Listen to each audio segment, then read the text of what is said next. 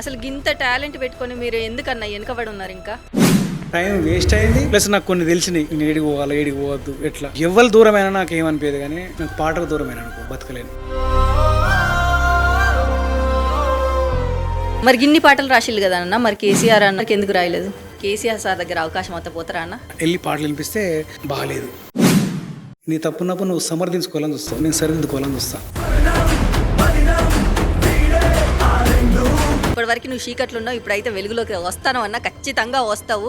నా కోరిక కూడా ఒకటే, మా చిట్టాల మండలం నుంచి మంచి పేరును చంద్రబాబు వస్తారు, తర్వాత సురేంద్రన్ వస్తాడు, థర్డ్ ప్లేస్లో ఏకాశ పేరు వినాలా అనేది నా కోరిక.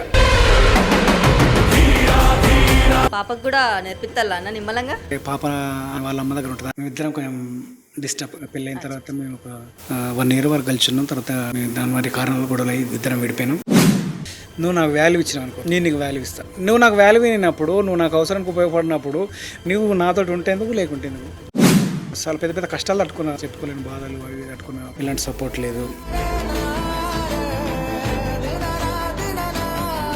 ఒక పాట రాసిన ప్రభాస్ విన, కాకపోతే అవకాశం రాలా. ఒక్కసారి పాడన్నా మరి, ప్రభాస్ దాకా మనం చేరేలా చేద్దాం. ఛత్రపతి వచ్చినాడు రో, నా ప్రభాసు చక్రంలా తిప్పినాడు రో, వెనుకడుగే వేయనోడు రో, నా ప్రభాసు ఓటమినే ఎరగనోడు రో.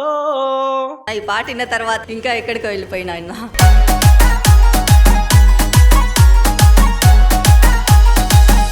ప్రవీణ్ సార్ ఎట్లా పరిచయం అన్న?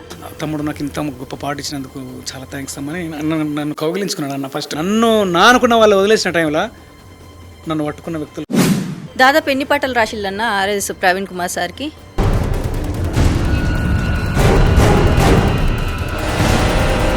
మరి అమ్మ మీద పాట రాయాలని అనిపించలేదు అన్న ఇప్పుడు? అమ్మ గొప్పతనం రాయవచ్చు, అమ్మ లేని వాళ్ళకేమో ఆ బాధ తెలుసు, అమ్మ నానున్న వాళ్ళకేమో ఆ బాధ. అసలు అమ్మలు ఇప్పుడు ఎవరైనా ప్రశాంతంగా ఉన్నారా?